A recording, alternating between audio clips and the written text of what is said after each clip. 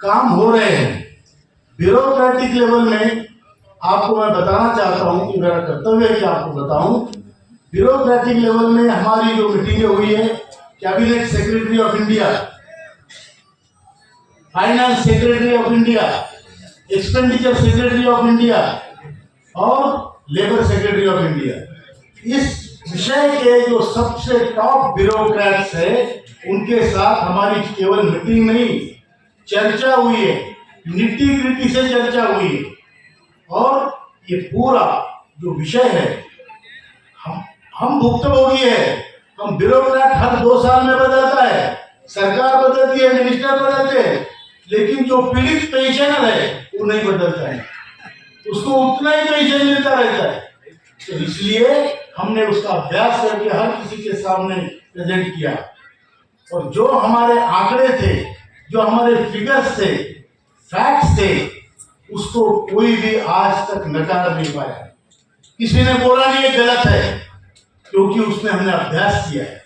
हमारे पास आप लोगों में बहुत बड़े विद्वान लोग बैठे हैं, पूरे देश में हमारे लोग हैं, और जिसकी जो क्षमता है उसके अनुसार उसको काम मिलता है। लीडरशिप मतलब कोई बहुत बड़ा नायक बनने की बात नहीं है, कोऑर्डिनेशन की बात होती है कि जिसको जो आता है, सरासरी जिसको अगर कुछ आता है तो मुझे वही काम उनसे करवाना चाहिए। नंजेंद्र गौड़ा जी को उनकी कैपेसिटी है, वो काम हमने करना चाहिए। साल से लगातार आप संघर्ष कर रहे हैं।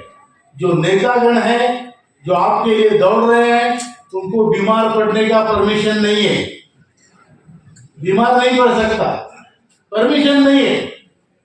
इतना मेहनत करने के बाद, पूरा स्टडी करने के बाद, एक स्टडी आंदोलन है, पूरा अभ्यास किया हुआ आंदोलन है। इसमें फिजिकल एफर्ट्स भी है, मेंटल एफर्ट्स भी है, दौड़ भाग है, संयम है, बहुत संयम है। और इसका परिणाम ये हुआ कि आदरणीय प्रधानमंत्री जी ने आपको 2 बार बुलाया, आधा घंटा 2 बार चर्चा की, और जब उन्होंने चर्चा की तो उन्होंने ये प्रॉमिस किया कि ये काम होना ही चाहिए, और मैं आपके साथ हूं, आपका प्रधान सेवक हूं। फिर भी काम नहीं हो रहा था, हम परेशान थे, लोग हमें पूछ रहे थे, उनको पूछने का हक भी है। अगर ये काम हम किसी के नौकरी नहीं कर रहे, अपने हाथ से वॉलेंटियरली ये काम हमने लिया है, तो ये हमारी जिम्मेदारी बनती है कि लोगों को जवाबदेह बने। और आज वित्त मंत्री जी ने आपको 2 बार बुलाया, आधा घंटा चर्चा की। निर्मला सीतारमण जी के ट्विटर पे उन्होंने डाला, today I met commander Ashok Raut and NSC team and discussed with them about pension. ये ट्विटर पे डाला फाइनेंस मिनिस्टर। लेबर मिनिस्टर की हमारे साथ कम से कम 20 से ज्यादा मीटिंगें हुई है। 4th लेबर मिनिस्टर है जिसके साथ मीटिंग हो रही है। ये केवल पैसों की बात नहीं है, पैसा है तो हमारा मान सम्मान है। आज 36,60,000 इतने लोगों को 1,000 से कम पेंशन है। 36,60,000 समझ में आ रहा है ना? इतने लोगों को पेंशन 1,000 से कम मिलती है। तो मेरे देश में मेरा बाप अगर भूखा है तो ये मेरा कर्तव्य है कि उसके लिए मैं लड़ पड़ूं, उसके लिए संघर्ष करूं, और इसलिए हमने ये संघर्ष छेड़ा है। आज पैसा न होने के कारण हमारे घर में हमारी इज्जत नहीं रहती, सोसाइटी में इज्जत नहीं रहती, और हम क्या चाहते हैं? 7,500 महीने लगता, 2 लोगों का मिनिमम गुजारा होने के लिए पैसा मांगते हैं। मैं चाहता हूं, क्या शक्ति चाहिए हमको यह शक्ति चाहिए कि अगर मेरा नाती पोती कोई ग्रैंडसन ग्रैंड डॉटर मेरे पास दौड़ के आएगा और बोलेगा अप्पा मेरा आज हैप्पी बर्थडे है, तो उसको मैं 500-200 रुपए दे सकूं। ये क्षमता हम चाहते हैं। हम चाहते हैं कि हमारे देश की संस्कृति बची रहे, जहां मातृदेवो भव, पितृदेवो भव, गुरुदेवो भव की संस्कृति है। अगर हमारे घर में हमारा बाप, हमारी माँ अपमानित होती है, तो संस्कृति को बहुत बड़ा धक्का है, ये हमारा मानना है। हम चाहते हैं कि हमारे माँ बाप की इज्जत बची रहे और जो पहली पीढ़ी है उसका तीसरी पीढ़ी से संपर्क हो। पहली पीढ़ी का तीसरी पीढ़ी से संपर्क होगा तभी संस्कृति का जतन होगा, संस्कृति का वहन होगा, अन्यथा नहीं होगा। और इसलिए हम पहली पीढ़ी और तीसरी पीढ़ी का संपर्क बनाना चाहते हो। कैसे बनेगा? मेरा नाती मेरा पोती मेरे पास इसीलिए आएगा कि मैं कभी कभी उसको चॉकलेट खिलाता हूँ, कभी कभी उसके हाथ में पैसा रखता हूँ। बराबर है?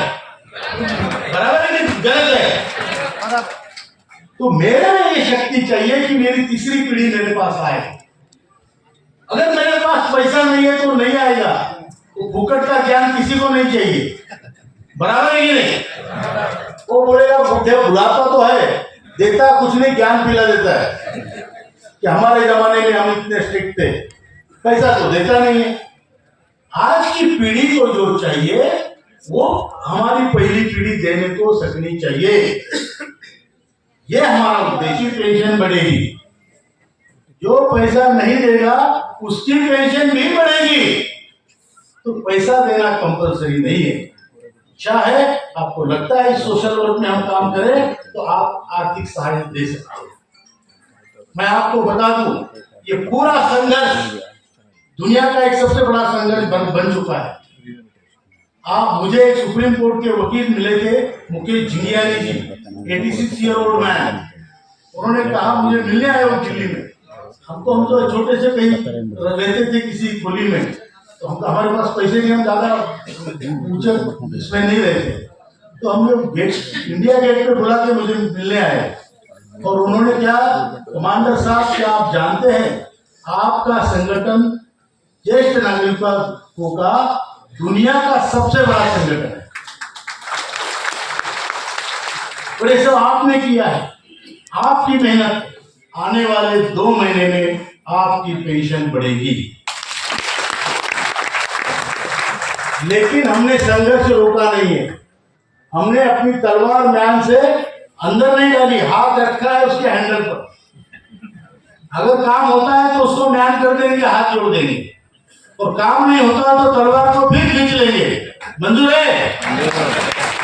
तो हमारा संघर्ष तब तक नहीं रुकेगा जब तक हमारे खाते में, अकाउंट में पैसा नहीं आता। ये हमारा संकल्प है। दूसरी बात, हमने वहां पे जो रिकमेंडेशन दिए वो ये दिए कि 7,500 महंगाई भत्ता मिनिमम पेंशन होनी चाहिए। मतलब जिसको 1,000 या कम पेंशन है उसको 7,500 और महंगाई भत्ता मिलना चाहिए। जिसको 2,000 है अपने आप वो 8,500 प्लस महंगाई भत्ता होना चाहिए। इसका मतलब जो आज की पेंशन है उसमें 6,500 6,500 रुपया और डीए लगना चाहिए। 3,000 है तो 9,500 प्लस डीए हो जाएगा। ये हमने वहां पे मांग रखी है। दूसरी इंपॉर्टेंट मांग ये रखी है कि जो अभी भारत आयुष्मान योजना में लोगों को 70 साल के बाद सबको फ्री मेडिकल सुविधा, अंग्रेजी को बोला और लोगों के लिए ठीक है, कामगार के लिए 58 साल के बाद ही शुरू होनी चाहिए। जो ईपीएस 95 पे कामगार है 58 साल के उम्र के बाद, तुरंत रिटायरमेंट के बाद मेडिकल कवर में वो आना चाहिए। तो उन्होंने कहा ये बात हम कर सकते हैं। 58 और 70 के बीच में 12 साल उनको हम ईएसआई में जोड़ेंगे। ईएसआई में जोड़ के उसके बाद 70 साल के होने के बाद ऑटोमेटिकली वो आयुष्मान भारत में आ जाएंगे। इस पर भी उनका विचार है। और दूसरी बात हमने कहा ये पेंशन कैसी बढ़ाई जा सकती है। हमने ये बोला इतना इंटरेस्ट आपका है 58,000 करोड़ हर साल का, वो पूरा इंटरेस्ट पेंशन में डालो। अभी 14,000 करोड़ दे रहे, पूरा इंटरेस्ट पेंशन में डालो।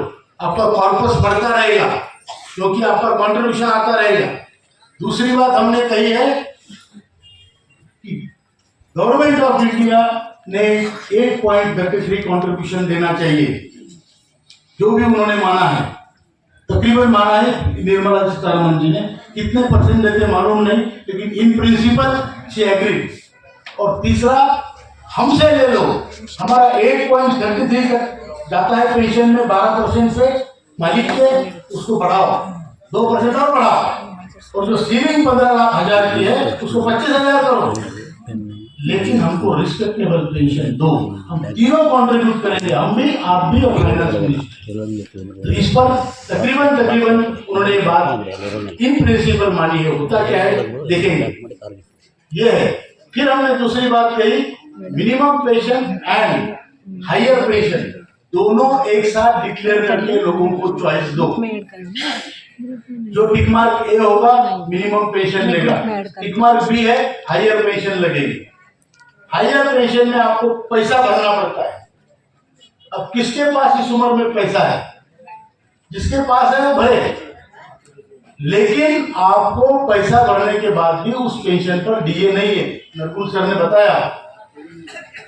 और मिनिमम पेंशन में डीए वो बढ़ती जाएगी।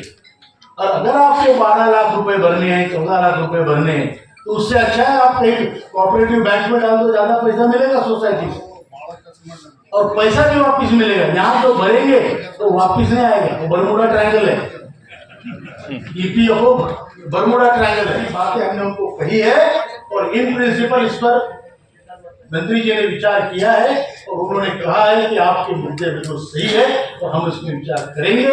हमको बजट सपोर्ट चाहिए होगा, इसलिए हम वित्त मंत्री से भी मैं बात कर रहा हूं, हम उस प्रोसेस में है और आदरणीय मोदी जी का इस सब चीजों में आशीर्वाद प्राप्त है। मंत्री जी ने बोला मैं सिर्फ मंत्री हूं, मैं नेता नहीं हूं, देश में एक ही नेता है मोदी जी, ऐसा उनका कहना था और बराबर भी है। और मोदी जी के आशीर्वाद से आदरणीय प्राइम मिनिस्टर जी के, इसीलिए ये आंदोलन में इतनी मीटिंगें भी हुई। उन्होंने पहले से आशीर्वाद देके रखा है, लेकिन हमको ये देखना है कि लोगों की अपेक्षाएं पूरी हो। ये नहीं कि बोला कुछ और दिया कुछ, ये हम सहन नहीं करेंगे। बराबर है? अगर हमारी अपेक्षा पूरी नहीं हुई तो हम ये सहन नहीं करेंगे, फिर खड़े होंगे, लड़ेंगे, क्योंकि हम जानते हैं घर में सड़ते सड़ते मरने से अच्छा है हम लड़ते लड़ते मरे। बराबर है?